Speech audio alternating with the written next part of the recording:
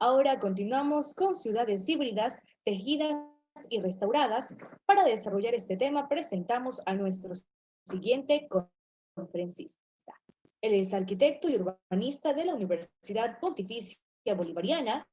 Tiene estudios de maestría en ingeniería de nuevos materiales en la Facultad de Ingeniería Mecánica de la Universidad Pontificia Bolivariana. Es docente universitario, ponente internacional en diferentes países de Centro y Suramérica, urbanos y de proyectos arquitectónicos en el campo público y privado, nacional e internacional. Nos complacemos en presentar al arquitecto Gustavo Restrepo. Hola, muy buenas tardes. Quiero saber si me escuchan. Sí, le escuchamos, arquitecto. Adelante. Muy bien, muchas gracias. Un gusto estar con ustedes, agradecer la invitación y, por supuesto, muy entusiasmado de poder compartir algunas de las reflexiones que durante estos días de pandemia, por supuesto, nos tocan. Quería comentarles algunos temas que voy a tratar de explicar con algunas imágenes y tocaré 3 o 4 puntos distintos en los cuales tocaré el tema de hibridar, tejer y reparar, que es un tema que me está moviendo la cabeza por estos días. Y segundo, tocar el tema de esas reflexiones recientes relacionadas a la arquitectura, a la investigación, obviamente entendiendo que estamos en un foro donde parte muy importante de nuestra población es estudiantil, así que a eso va mi primera parte. Y segundo, meterme dentro del tema del urbanismo y el método. Bueno, lo primero es reforzar este concepto de... Perdón, un segundo.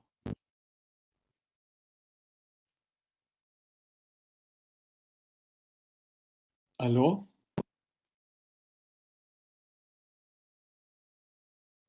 Hola. Bien, quería hablar un poco sobre algunos de los proyectos que me parece importante referenciar en términos, y es el tema de unos proyectos iniciales, donde desarrollamos con respecto al territorio. Tengo algo que me parece que está extraño porque la presentación está como, perdón, ahí. Discúlpenme, voy a empezar de nuevo. Hibridar, tejer y reparar tiene que ver con el espacio público, con la materialidad y la comunicación y la comunidad. En ese proceso, básicamente 3 temas: las reflexiones recientes, arquitectura e investigación, y arquitectura, urbanismo y método. Quiero referirme sobre esto para entender este concepto de hibridar, tejer y reparar, que fundamentalmente lo que busca es hacer intervenciones puntuales en la trama de ciudad para poder reparar esos tejidos que fundamentalmente son tejidos sociales. Y esto obviamente acercándonos a una calidad de vida superior que efectivamente este tiempo de pandemia nos lo entregó. Así que uno de los planteamientos que hoy me llevan a pensar en cómo higienizar la ciudad, que es tal vez a lo que estamos abocados cada vez más con el planteamiento del COVID y otras pandemias que pudiesen llegar. Tiene que ver con buscar un aire más limpio, un agua más limpia, una tierra más limpia y un fuego más limpio. Y esto para mí tiene que ver precisamente con hibridar, con tejer y con reparar a partir precisamente de esos 4 elementos. Esta es una imagen de ese Medellín que pretende hasta el 2030 poder tejer a través de su medio ambiente, de sus lechos del río, de sus afluentes y de sus cuencas hídricas, un tejido de territorio que permita recuperar no solamente la condición medioambiental, sino conectar el territorio con calidad de vida. Me devuelvo un poco en este concepto desde los años 70, cuando Jaime Lerner planteaba el tema de la acupuntura urbana y que en muchos de los territorios latinoamericanos tomamos como una referencia puritiva con esos territorios tejidos.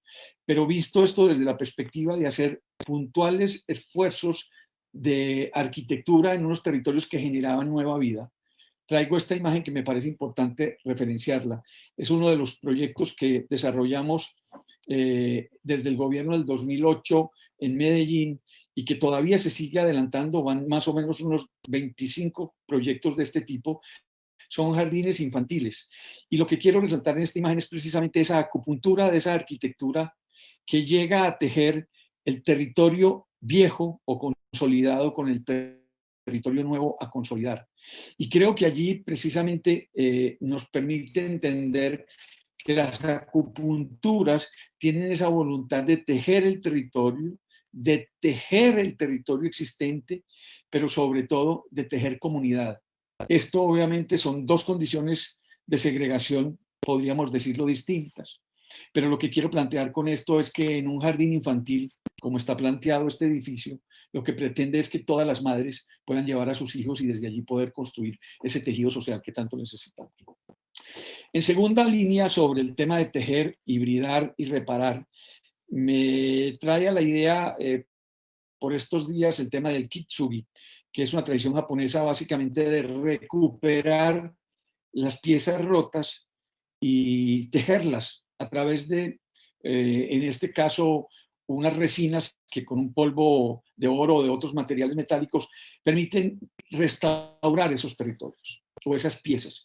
Yo traigo esto como concepto para entender que nosotros podríamos hacer esto mismo en los territorios, y es básicamente poder hacer intervenciones puntuales en territorios que recuperen la calidad de vida de los territorios o, por el contrario, que le lleven calidad de vida a esos territorios que nunca la han tenido. Esta imagen que ustedes están viendo aérea es de la Comuna 13 en Medellín, donde a través de no solamente la acupuntura, de poner unas piezas en un territorio definido para generar calidad de vida y que los ciudadanos tuviesen mayor oportunidad de encuentro de actividades, lo que hicimos también fue tejer el territorio, recuperarlo y resanarlo por esos dos elementos que ustedes están viendo allí, que posteriormente me voy a referir a ellos, son las escaleras eléctricas de la Comuna 13 y el sendero de media ladera. Bueno, en segunda instancia, arquitectura e investigación. Ayer en una de las charlas, la arquitecta presentaba un tema sobre el boceto y sobre la idea de representar la arquitectura previamente. Yo creo que ahí hay una gran validez y lo resalto para ustedes, estudiantes, que no pierdan la oportunidad de llegar al lápiz, porque es la oportunidad de poder introducirse en el proyecto, pero en el proyecto de la investigación, y a esto hago referencia. Un proyecto en los primeros inicios, hace un tiempo ya atrás, de vivienda unifamiliar, que permitía relacionar arquitectura y territorio, pero además de esto poder descubrir cómo otros elementos que estaban componiendo el medio ambiente podían ser aprovechados.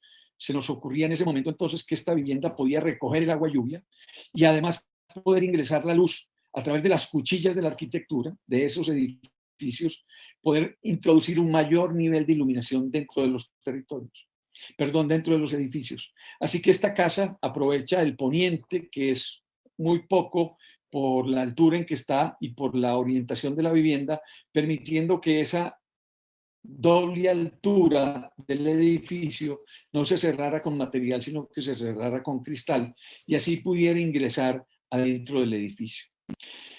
Dentro de ese proceso de la docencia universitaria entramos a manejar investigaciones materiales, tema que yo creo muy importante para que las facultades puedan aprovechar con sus estudiantes. En este caso, el tema de los tableros aglomerados fue un material muy importante para nosotros de investigación y desde allí lo que se reducía de los tableros de aglomerados y de los aserraderos que utilizaban para hacer los tableros aglomerados, y era todo el aserrín, lo que nos permitió generar también a través de la máquina de Simbarrán, que es esa máquina que ven a mano izquierda, en la parte alta, una máquina que se utiliza normalmente para hacer ladrillos de arcilla, nosotros la utilizamos para hacer bloques de aserrín.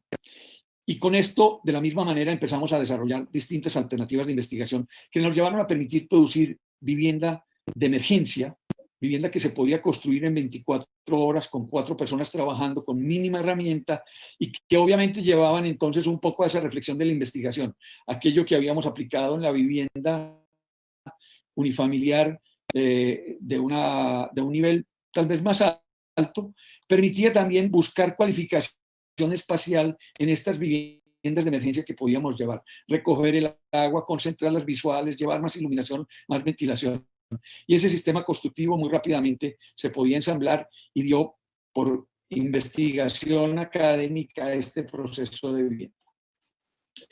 Este proceso, en ese mismo tiempo, tuvimos la oportunidad de ser invitados a hacer un proyecto para la policía desde la empresa de desarrollo urbano en un territorio ambientalmente protegido que debía ser un proyecto para los carabineros, la policía montada a caballo, y debería ser ambientalmente amigable. Así que desarrollamos un prototipo que estuviese construido por módulos, pero que además tuviese biogás, sistemas de depuración de agua ambientalmente amigables y todo el tema de calentamiento espacial. Pero empezamos a utilizar la investigación de los tableros aglomerados en este territorio para hacer el menor desperdicio posible. Sistemas prefabricados de concreto, cubierta y fachada metálica, pero al interior del edificio empezamos a desarrollar y a aplicar esa investigación de los tableros aglomerados que llevábamos en ese momento. No solamente nos sirvió la investigación para el recubrimiento con los tableros de OSB, sino también el tema de los tableros aglomerados laminados para hacer las vigas que ustedes están viendo en la parte superior. En ese mismo momento desarrollamos un edificio de una de las bibliotecas, 11 bibliotecas públicas que se desarrolló en la ciudad de Medellín, en un territorio también campestre, nos permitió entender que podríamos llevar allí este tipo de aplicaciones. De los tableros aglomerados aprendimos el tema de la medición de los esfuerzos y de la posibilidad de laminar el tablero aglomerado, y de esa misma investigación y teoría pudimos llevar esto a la arquitectura pública, donde desarrollábamos grandes luces con vigas laminadas. Lo que quiero plantear con esto es una consecutiva instalación de teorías investigativas en la arquitectura que te permiten llevar a otros espacios nuevos. En ese proceso íbamos creciendo y llegamos a un tema que nos interesaba mucho en Colombia, especialmente el tema de los ríos. Muchos territorios a los cuales no se podía llegar y que en tiempos de invierno se inundaban, pues podían ser recuperados o habilitados a través de hacer arquitectura que se pudiera desplazar a través del agua. Y entonces la investigación de los tableros aglomerados, la investigación de las vigas laminadas, nos permitió llevar esa investigación a hacer edificios que pudiesen flotar en los ríos, unas barcazas que se pudieran desplazar y que pudiesen llegar a unos puertos que pudiéramos desarrollar con recuperación del plástico en esos territorios y generar entonces territorios de encuentro entre ese proceso del continente y de la parte acuífera. De esa manera desarrollamos N sistemas que pudiesen albergar no solamente la vida, que le dieran la capacidad a esos municipios que estaban en ribera de poder encontrar entonces esos desarrollos urbanos con nuevas cualidades, donde hubiesen hitos, espacio público, calidad comercial, y donde efectivamente pudiéramos encontrar en esa nueva arquitectura unas nuevas alternativas de calidad de vida para los ciudadanos. En ese proceso, obviamente, llegamos a qué hacer con la arquitectura y el urbanismo en este contexto de pandemia. Muchos de los temas se han hablado y creo que hay uno de estos temas que está hoy más que nada llamado a ser investigado, es el tema de los ODS.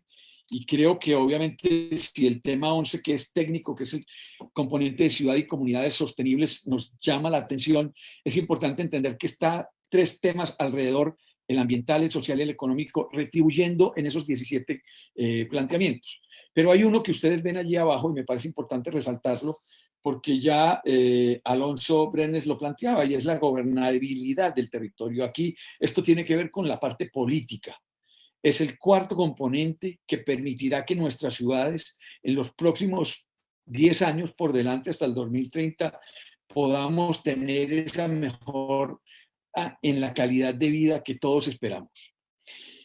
En Quito, en el 2016, se planteó a partir de ONU Habitat este tema de los indicadores de ciudades prósperas, tema al cual yo los invito a que estudien e investiguen, porque se dieron estos 6 componentes que son fundamentales para poder planificar el desarrollo de las ciudades a futuro. Y cuando digo ciudades, no solamente estoy estableciendo el concepto del municipio completo, sino fraccionar inclusive en áreas territoriales para poder buscar cómo barrios o sectores puedan mejorar sus condiciones. Ahora lo veremos. Así que estos 6 componentes, perdón, nuevamente refuerzan estos conceptos de los ODS, buscan entonces poder tener ciudades prósperas para los próximos años, pero sobre todo para que esta condición de hábitat sea lo mejor. El primer postulado en este principio sería entonces poder que estos elementos planteados desde los ODS y desde las ciudades prósperas se puedan manejar con una política pública de continuidad. Algo de lo que creo que es complejo para Latinoamérica es entender que nuestros gobiernos en algunas partes duran 3 años o 4 años y que a veces se vuelve complejo que un gobernante pueda ejecutar un proyecto en ese tiempo. Y bueno, la propuesta que venimos desarrollando desde hace tiempo en distintas latitudes tiene que ver con dar una política pública de continuidad donde acciones de gestión política en la economía, en la gobernabilidad, en los territorios, en el medio ambiente, en la parte de ciudadanía y sociedad, sean políticas de gestión pública a largo plazo y que superen los cronogramas de 4 años. Esto se puede hacer y se ha venido haciendo en distintas territoriales. Eso significa que podríamos generar proyectos de largo plazo, como la educación a 21 años, mantener esa condición de educación para nuestros ciudadanos. ¿Cómo se lograría eso? Básicamente lo que planteamos desde los distintos modelos de trabajo que hemos hecho es a través del gobierno corporativo con la sumatoria de esfuerzos, donde la participación de nación, participación de los departamentos o provincias, los departamentos, la participación municipal o la participación privada es fundamental para esa construcción de ejemplo de trabajo, que obviamente redundaría en una cultura ciudadana de un mayor y mejor esfuerzo para los ciudadanos. Eso se logra construyendo redes de proceso y básicamente poniendo en el centro al ciudadano, donde toda la información que se consigue y se levanta en los territorios, desde la historia, la parte cultural y esos medios de protección ambiental, puedan retribuir esos proyectos de paisaje híbrido y tejido, para reparar, por supuesto, esa condición. Uno de los modelos que utilizamos es no solamente la parte del diseño, sino que antes de diseñar trae un montón de etapas con la comunidad que tiene que ver con observar, escuchar, hablar, compartir esas ideas y después de poder llegar a los diseños, construir el proyecto. Pero en esa fase queda una parte fundamental que es la construcción de confianza. Y ahí es donde el ciudadano se involucra en el proceso. Involucrar al ciudadano en este proceso de participación, ya bien lo planteaba la arquitecta Grijalva ahora, es cómo los ciudadanos participan de su propio futuro. Y creo que esto es fundamental visto desde las dos perspectivas. Uno, la actitud.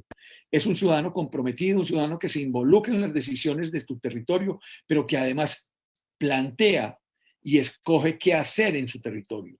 Y obviamente en una relación de conversación sana se ponen de acuerdo con el gobierno para poder impulsar esos proyectos. Pero el segundo tema y más importante aún es la aptitud de esos ciudadanos.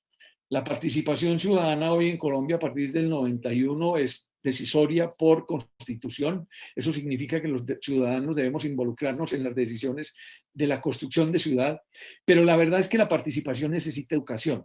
Y ahí es donde creemos que es fundamental no solamente participar, sino participar con la posibilidad de saber lo que se está haciendo. Por eso creemos que la actitud y la aptitud del ciudadano son fundamentales. Hay que educar al ciudadano en el proceso de la construcción de ciudad. Fundamental, los medios de evaluación y de control. Por eso creemos que la data para planificar el territorio, tanto cualitativa como cuantitativa, es fundamental. Indicadores. Un poco de lo que hablábamos desde indicadores de ciudad próspera es esto. Involucrar la data que arrojan no solamente las conversaciones con los ciudadanos, sino la data que se tiene desde los municipios, en términos de muchas condicionantes, no solamente de la calidad de vida, de Gini, de prosperidad, indicadores de vida. Todas estas cosas son fundamentales medirlas para poder saber hacia dónde se va. Lo que está claro es que uno sabe a dónde llega, siempre sabiendo desde dónde comienza. En este sentido, entendiendo que esos procesos son costosos, habría entonces que entender también la parte económica, cómo desarrollar esos proyectos. Una de ellas es los impuestos, y creo que es la más sana. Una ciudad que tenga claro el manejo de sus impuestos podrá entonces obviamente entender qué acciones podrá intervenir dentro de los próximos años de gobierno. Pero en el caso de Medellín se cuenta con un tema de recurso de capital que es importante, y es cómo las empresas de servicios públicos son públicas. Y ese excedente de esos recursos, de esas empresas públicas, permite la construcción de proyectos como lo vieron ahorita los jardines infantiles, las escaleras eléctricas, la movilidad, etcétera. La otra manera de poder construir esos proyectos que vamos a ver a continuación es a través de instrumentos de intervención financiera. Eso tiene que ver entonces obviamente con la plusvalía, con la valorización, con pagarés de reforma urbana, con bonos de reforma urbana, con financiación privada o con fondos de compensación. Hay muchas alternativas. Lo que está claro es que involucrar a los públicos, a los privados y al pueblo en general en la asociación público-privada es la mejor manera. Esto permite veeduría sobre los proyectos, pero permite también poderse financiar con el recurso económico del sector privado. Esto hace avanzar a los municipios de manera mucho más rápida en sus planes de ordenamiento territorial y en sus proyectos, en sus planes de desarrollo social. Bien, hay un punto fundamental en esto que es planear para no improvisar y por supuesto lo voy a mostrar desde esta perspectiva. Un territorio mirado a 30 años por delante, en el momento en que planeábamos a la Medellín de ese 30 años por delante, obviamente teníamos que tener muchos elementos insertados, pero lo interesante de esta visión es que esa política permite entonces soñar con que no son necesarios 4 años, sino que entender los próximos 4 años del próximo gobernante y el próximo gobernante y el próximo gobernante permitirán entonces a 30 años poder tener un territorio equilibrado, no segregado, más digno para muchos ciudadanos, especialmente en el caso de Medellín, asentados en la periferia alta de montaña, con muchas necesidades, pero especialmente afectados por la violencia. De esta manera, mirado a esto, lo que planteamos es poder tener unos cronogramas. Para planear hay que tener cronogramas y lo que nosotros planteamos es 4 fases en las cuales hay un área de planeación en la que se llega al territorio, se miran las estrategias, los cronogramas, los presupuestos. Luego, con esa ciudadanía se establecen nuevamente estrategias urbanas de acupunturas, pero también de tejido, que permita esa construcción de territorios y, por supuesto, nuevamente establecer cronogramas, agendas y presupuestos. Y en la tercera parte, que es la consolidación de los proyectos, poner en ruta y en ejercicio todos los proyectos soñados.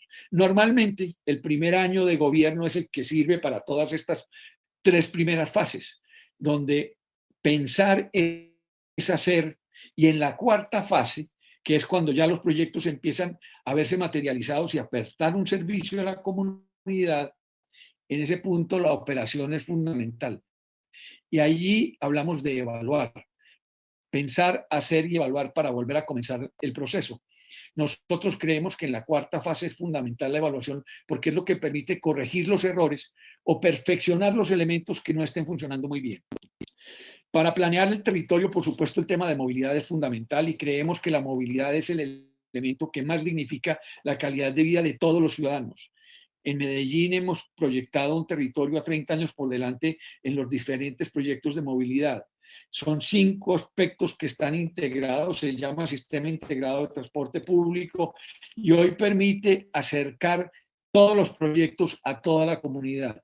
Esto habla entonces de no necesariamente tener que la biblioteca al lado, pero sí poder tener un sistema de transporte que me lleve a esa biblioteca. Poder meter dentro de los elementos de diagnóstico, por ejemplo, los indicadores de calidad de vida, de desarrollo humano, cuánto recurso económico se tiene en el bolsillo. Si ustedes ven esta imagen de Medellín, los colores más oscuros hablan de los lugares donde más recurso económico hay. Los lugares más claros, si ustedes ven, coinciden con las partes altas de las montañas, nuevamente con las áreas de periferia y con las áreas donde el indicador de desarrollo humano es el más bajo y donde el recurso económico también lo es. Muchos de esos elementos analizados en territorio permiten identificar ya no solamente lo general, sino lo particular. Esto es data, cuantitativa y cualitativa. Información de comunidad puesta al servicio no solamente del transporte, de las comunicaciones, de la seguridad y, por supuesto, de las ausencias que son fundamentales para planificar un territorio. Con la comunidad desarrollamos en los distintos proyectos esto que se llaman planes de desarrollo local. La Comuna 13, que ya les comentaba al principio, construyó ese documento que ustedes ven allá, Plan de Desarrollo Local, Comuna 13. Ellos básicamente lo que hicieron fue desarrollar una mirada desde lo social, desde lo económico y desde lo físico-ambiental, donde proponían para cada una de estas 3 dimensiones acciones concretas con las cuales pudimos participar para desarrollar el proyecto. Nosotros estamos trabajando a partir de los PUI, Proyectos Urbanos Integrales. Son ejercicios en el territorio territorio, donde el componente físico es analizado, el componente social es participado y el componente interinstitucional, que es el Estado, es la ciudad, es el gobierno nacional, es la municipalidad, son todos los recursos puestos en el mismo lugar en el mismo momento. Eso ha permitido para nuestro territorio hoy desarrollar 5 PUIs que vienen funcionando de manera articulada y correcta, pero fundamentalmente con veeduría ciudadana. Esos PUIs tienen unos cronogramas muy detallados, donde hay diferentes fases desde la planificación, fases de la etapa de la operación de un PUI y otra segunda fase que tiene que ver con el diagnóstico físico-social, la formulación del plan maestro y posteriormente meter en funcionamiento cada una de esas acciones, cada uno de esos proyectos. Voy a llevarlos al territorio de la Comuna 13 para que entiendan esto que he venido hablando en acciones concretas. Lo primero es que nuestros territorios se han formado como se han formado todos los barrios de periferia informal, especialmente, donde son asentamientos formales, donde los caminos que se ven allí, este camino que ustedes están viendo es el camino o el sendero de media ladera que posteriormente les voy a mostrar. Como referencia es importante. Luego estos territorios han tenido obviamente situaciones complejas, como en el 2010 para este proyecto de la Comuna 13 ya había sufrido algunos eventos especialmente de violencia, donde durante una época de 15 días hubo una toma del ejército por unas circunstancias difíciles de seguridad que había para el territorio, lo cual generó obviamente una mirada de trabajo con la comunidad. Empezamos entonces a desarrollar un proyecto del PUI dentro del territorio, lo hicimos con los vecinos, lo cuestionamos y lo preguntamos con ellos, cuáles eran sus necesidades, sus orígenes, y empezamos a hacer paralelo a eso talleres de conversatorio donde llevábamos escritores, artistas, filósofos, donde construíamos con la comunidad muchas reflexiones distintas, porque es importante entender que la ciudadanía debe poderse capacitar en el proceso de la planificación del territorio para que al final de esto esa cultura ciudadana sea la que prevalezca y la que fortalezca los lazos solidarios. En ese proceso nos tomamos casi 8 meses de diagnóstico del territorio y luego al final entregamos a la comunidad el proyecto y firmamos los acuerdos y los pactos a los que llegábamos, no solamente de los proyectos que se podían hacer, sino en qué fases los íbamos a poder hacer. Este es un poco el proyecto de la Comuna 13, son 44 proyectos puestos en lista y ustedes ven ese tema del tejido, de hibridar y de revitalizar. Aquí hay 3 quebradas o 3 fuentes de agua grandes, la Pelahueso, la Hueso y el Salado, pero hay N elementos importantes que tomamos dentro del territorio para tejerlo. No solamente el tema viario, los hitos, los edificios de referencia importantes para la comunidad, sino nuevos proyectos que estábamos introduciendo dentro de ese proceso como acupunturas. Así que un poco la técnica del Kitsugi con el tejido que repara y también con las acupunturas que fortalecen la calidad de vida. El transporte público del Metrocable acercó los territorios más lejanos de la montaña para que en 15 minutos se pudiese llegar al centro de la ciudad, pero también llevamos el tema de la cultura con los parques bibliotecas dentro de un esfuerzo fundamental para poder acercar la cultura y el conocimiento como grandes centros sociales culturales, que las bibliotecas no solamente cargaran libros, sino que cargaran vida y que dieran la oportunidad a estos territorios que habían sido golpeados por la violencia de poder encontrar territorios de paz. Y empezamos a hacer en ese proceso de acupuntura cosas como estas, sacar los autos y generar más espacio público para que los visitantes y los visitados, fundamentales en este proceso, pudiesen tener una mayor dignidad del espacio público, pero mayor calidad en el proceso de los encuentros. Esos lugares del caos, de la violencia, controlados por las armas, nos permitieron ser esos nuevos ejemplos del deporte, de la cultura, de la recreación ordenada, y donde el Estado podía llegar efectivamente no solamente de la cancha de fútbol, sino el Instituto del Deporte, poder llegar a hacer una acción de cultura ciudadana dentro del territorio. Y temas como estos, donde casi 12.000 familias habitan en un territorio que es Independencia Sumno. Ella es doña Rosa. Ustedes ven por dónde se comunican más o menos estas 12.000 viviendas en ese territorio, donde encontramos este proceso y empezamos a acertar en ese proceso cómo llevar a estas familias más rápido a la parte alta y decidimos construir unas escaleras eléctricas que permitían que un recorrido de casi 25 minutos que se hacía ascendiendo casi 13 pisos pudiese hacerse básicamente en 2 minutos. Y básicamente lo que identificamos fue una condición de movilidad, poder acercar desde allí calidad de vida y dignificar la vida para los ciudadanos. Pero esto trajo consigo algo que en ese momento no era nuestro reto, y es que además los ciudadanos pudieron encontrar desde allí no solamente una plusvalía social, sino una plusvalía económica. Hacer de este territorio un territorio de turismo, de paz, de encuentro, ha generado para los habitantes del territorio una mejor calidad de vida, pero que además hoy se reconoce la Comuna 13, este es el sendero de media ladera que ustedes veían en las fotografías anteriores, un lugar donde los mismos jóvenes de la comuna encuentran hoy una opción de turismo guiado a través de unos murales que le cuentan a muchísimos turistas que llegan hoy a la Comuna 13. Pero esa Comuna 13 sigue en ese proceso porque, vuelvo y le repito, 4 años no eran suficientes. Hoy vamos en la tercera etapa del proceso de la Comuna 13 avanzando. Estos son los proyectos de acupuntura que hacemos en territorios muy complejos donde le robamos un poco al territorio para poder asentar pequeños gimnasios, pequeñas canchas y muchos más recorridos. Hoy Independencias 1, Independencias 2, Independencias 3 se están conectando. Esa es la parte de media ladera que les estoy diciendo, no sé si ven mi punteador. Hoy se está construyendo el tercer sendero o la tercera fase del sendero de media ladera, lo cual nos tiene muy entusiasmados, pero sobre todo por algo. No solamente es un tema para moverse, es una oportunidad para mejorar las condiciones del hábitat, para mejorar las condiciones en términos del saneamiento de servicios básicos, agua, cloacas, poder llevar iluminación de calidad al territorio y, por supuesto, todos estos beneficios traen consigo la seguridad.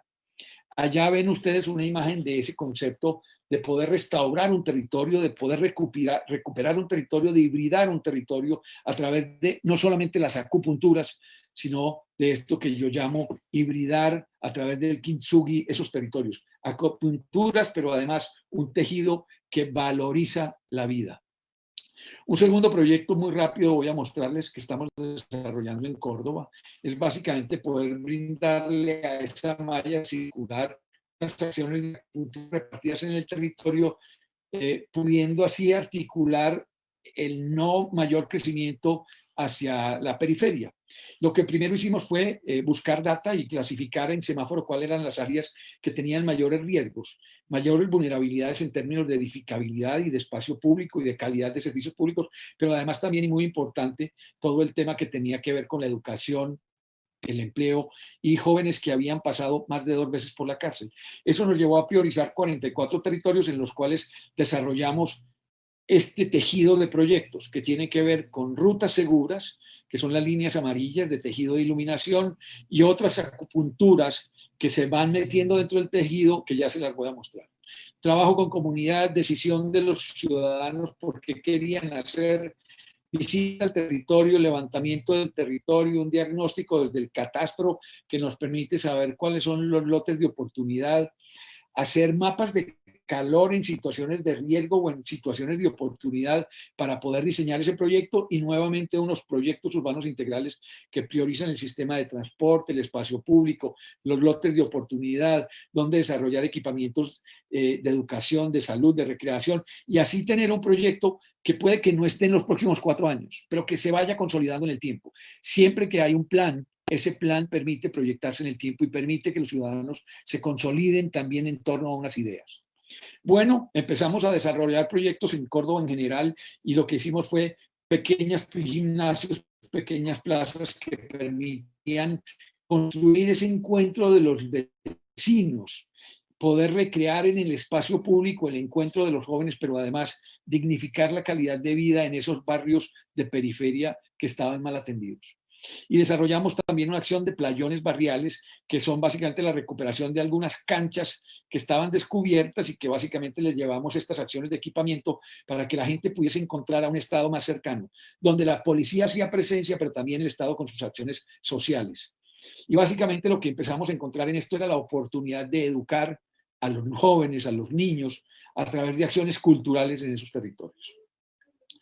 La verdad, y para resumir en este sentido, el concepto de las ciudades transformadoras o del urbanismo social, que tiene que ver con hibridar, tejer y reparar, tiene que ver con ciudades transformadoras, con esa cultura ciudadana. Y básicamente se resume en 3 grandes acciones. Primero, voluntad política. Segundo, participación ciudadana. Y tercero, planificación integral del territorio en 5 componentes: la vivienda social, el medio ambiente, la movilidad, los equipamientos y el espacio público. Con esto fundamentalmente lo que quiero transmitirles es, si logramos tener proyectos que estén sustentados por la comunidad, serán proyectos que son ordenanza para los políticos. No importa que los proyectos sean de largo sueño, lo importante es mantener ese equilibrio entre los proyectos soñados y los bancos de proyectos que se insertan en los planes de desarrollo de las ciudades. Les agradezco muchísimo la invitación y espero haya podido ser claro con la presentación. Le agradecemos a usted, arquitecto, y en este momento le doy paso a nuestra moderadora, la arquitecta Betsy Moreta. Gracias. Arquitecto Gustavo Restrepo, quien nos acompaña desde Colombia. Para todos los que formamos parte de la Universidad San Gregorio de Portoviejo, ha sido un honor y privilegio tenerlo como ponente en esta jornada.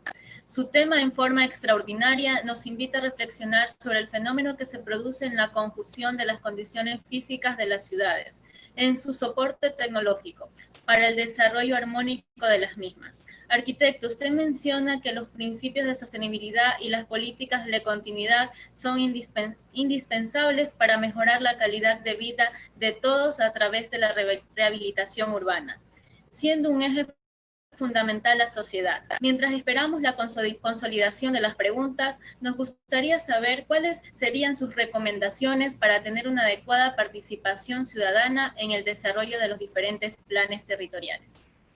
Betsy, muchas gracias. Gracias por la pregunta. Mira, hemos descubierto que hubo algo muy importante en la planificación de los territorios. Tiene que ver con entender que los arquitectos no somos los primeros en llegar al territorio. Eso lo hemos comprendido metodológicamente. Esto, primero que todo, es un tema interdisciplinar.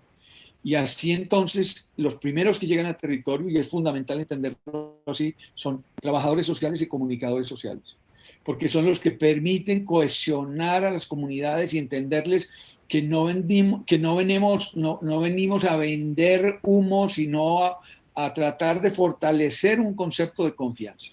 Así que los primeros que entran son trabajadores sociales y comunicadores sociales. Fortalecen el tejido social, identifican quiénes son los actores y quiénes son los líderes, y a partir de allí empieza un modelo de trabajo donde interdisciplinarmente llegan ingenieros de todas las líneas, muchos ingenieros especialmente en términos hidráulicos, hídricos, civiles, de suelos, porque hay mucho tema en estos barrios que básicamente tienen problemas de estabilidad. Y entonces esa investigación desde la ingeniería es fundamental. Y con toda esta información y con la información de conversar con los vecinos, los arquitectos tenemos insumos y herramientas para poder con ellos empezar a plantear. Por supuesto, esto debe estar acompañado no solamente de las instituciones barriales, por supuesto, las acciones comunales, los consejos comunales, las juntas de acción local y comunal. Bueno, pero además de todo esto, un Estado presente con todo el equipo y todas las secretarías puestas en el territorio. Porque esto no solamente es un desarrollo urbanístico, esto es un desarrollo educativo, cultural, de salud pública, de movilidad, donde todos somos fundamentales en el proceso. En la medida en que los ciudadanos nos vean integrados, la construcción de confianza será mucho más viable. Claro que sí. Su narración ha despertado varias inquietudes en los asistentes, las cuales me permito transmitir. Desde su perspectiva, ¿qué opinión nos daría al tema de gobernanza de los territorios latinoamericanos? ¿Qué tema? y lo digo porque, mira, voy a plantearlo desde esta perspectiva y hoy con un país en mi país, que está tan prendida la situación precisamente desde hace 2 días. Pero aquí hay un tema fundamental. La gobernabilidad y la gobernanza son temas que los gobiernos, los políticos deben empezar a mirar con muchos más ojos. Porque aquí hay 3 temas que son fundamentales para entenderlos. Uno, el calentamiento climático. Sí, claro, es complejo y cada vez lo estamos viendo más cercano. Segundo tema, la pandemia sí que nos dejó un calentamiento económico. Por supuesto, estamos en una situación en rojo, pero hay un tema que más me inquieta en el tema de gobernabilidad y gobernanza, es el calentamiento social. Y Latinoamérica ha presentado en los últimos 2 años calentamiento prácticamente en todos los países. Y ahí hay una llamada de atención, y es que no es un tema solo, no solo es un tema de represión, porque ahí es donde está el gran temor, sino que también es una falta de estado de presencialidad en los territorios. Y esto lo quiero plantear desde esta perspectiva. La calidad de las ciudades que estamos construyendo están generando en los ciudadanos esas reacciones violentas. Pero además, el gran temor que le está pasando a Latinoamérica es el tema del narcotráfico y está llevando las oportunidades de gobernar los territorios donde el Estado no está haciendo la gobernabilidad pertinente. Así que yo creo que hay un tema fundamental allí. Hay que hacer presencia, pero presencia cierta, de construcción de confianza, para poder fortalecer la gobernabilidad y la gobernanza por parte del Estado. Hay que hacer presencia. Claro que sí. La arquitecta Ana Lavalle plantea la siguiente pregunta. ¿De qué manera se considera la participación ciudadana en la toma de decisiones? En este modelo de trabajo que venimos desarrollando, como les mostraba, y como lo hemos venido explorando en distintas partes de Latinoamérica, en Centroamérica, lo hemos aplicado en distintas partes y funciona. La clave está en decir la verdad, la clave está en que la verdad sea tan clara que cuando no hay presupuesto se pueda decir por qué y los ciudadanos comprendan el por qué no lo hay, pero no abandonarlos en silencio. Y con esto lo que quiero decir es, la participación ciudadana debe ser antes, durante y después de un proceso de planificación. Y debe formar al ciudadano en participación ciudadana. Y eso, por eso hacía la referencia de la actitud del ciudadano ante una condición de planificación, pero también de la aptitud. Y es un Estado que sea capaz de educar al ciudadano para que participe de la manera más adecuada. Y esa participación termina, por supuesto, siempre con la parte fundamental del proceso, es veeduría. Que haga el ciudadano veeduría del proceso, porque la veeduría asegura la continuidad de los proyectos. Claro que sí.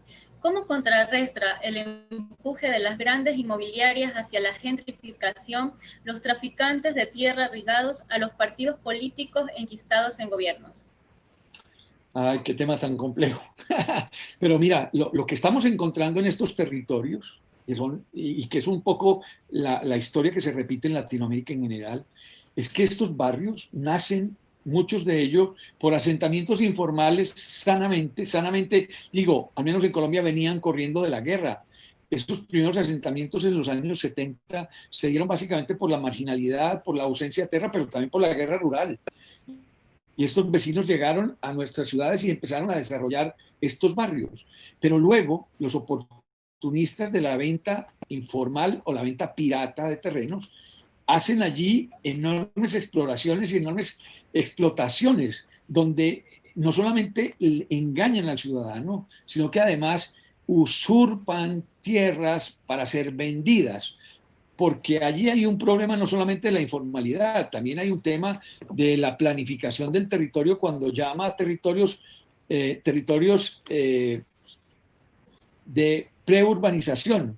O sea, no son lotes para urbanizar, pero están en ese modelo de transición. Entonces, se aprovechan en algunos momentos esos modelos para que algunas personas, teniendo sus lotes, los vendan a través del mercado negro y los lleven un poco como a presionar la formalidad. Con esto lo que quiero decir es que es un tema muy complejo porque parte fundamental de las complicaciones de estos territorios es que los vecinos no tienen titularidad.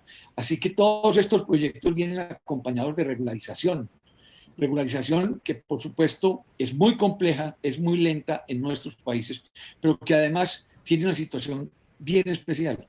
No se pueden regularizar aquellas viviendas que están en lotes de alto riesgo ambiental, porque por obvias razones estaríamos poniendo a las familias en un riesgo eminente de su vida. Así que ahí hay muchas complicaciones en esto, pero la verdad es que planificar estos territorios tiene un doble interés para las municipalidades. Uno es poder formalizar territorios, pero segundo, y más importante aún, es poderle brindar a los ciudadanos título de su propiedad. Cuando un ciudadano es titular de su propiedad, empieza a tener un sentido de pertenencia por su barrio. Una última pregunta, arquitecto. ¿Qué le recomienda a esa gran cantidad de gobiernos locales con los planes de su gobierno anterior, a pesar de la legislación actual que impide?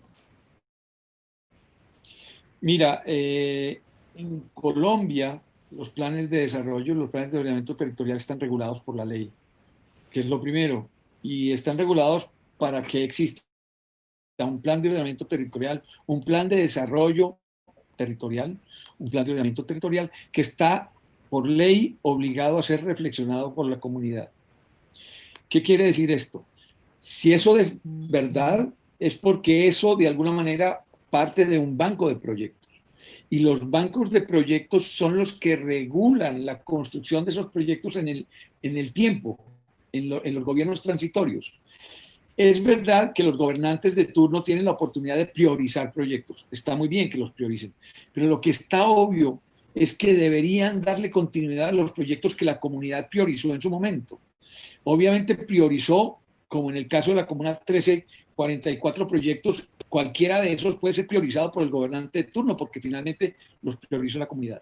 Pero mi recomendación es la siguiente. Para los gobernantes es bastante más fácil poder gobernar un territorio cuando se le da continuidad a los proyectos, cuando se hicieron autoevaluación de esos proyectos. Lo que está malo, está bien. Si el proyecto es bueno, pues trate de mejorarlo. Si no está bueno, si el proyecto definitivamente no tiene sentido, quítelo. Pero si el proyecto es bueno, no lo quite, dele continuidad. Si usted le quiere cambiar de nombre, no hay ningún problema. Cámbiele de nombre, pero la gente tiene sentido de pertenencia hacia los proyectos correctos.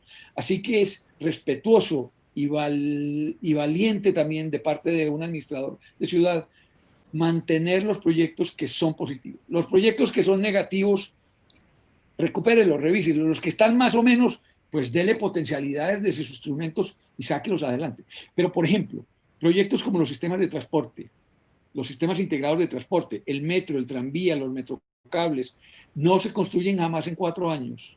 Las experiencias que nosotros hemos tenido es que se necesitan mínimo 2 o 3 gobiernos para poder consolidar proyectos de esa importancia. Entonces, la verdad es que la mejor manera de tener una ciudad con buen transporte público, con buenos edificios públicos, con buena calidad de espacio público, con una buena vivienda social, es teniendo continuidad en los proyectos, porque de la misma manera le permitirá poder cumplir con los indicadores del ODS hasta el 2030 o los indicadores de ciudades prósperas que bien tuvo Hábitat plantearlos. Gracias, arquitecto, por formar parte de estas jornadas. Esperamos volver a contar con su presencia en esta, su casa, la Universidad San Gregorio de Portoviejo. Muchísimas gracias por la invitación y espero que la próxima vez sea personal. Así que claro. Un abrazo para ustedes. Gracias.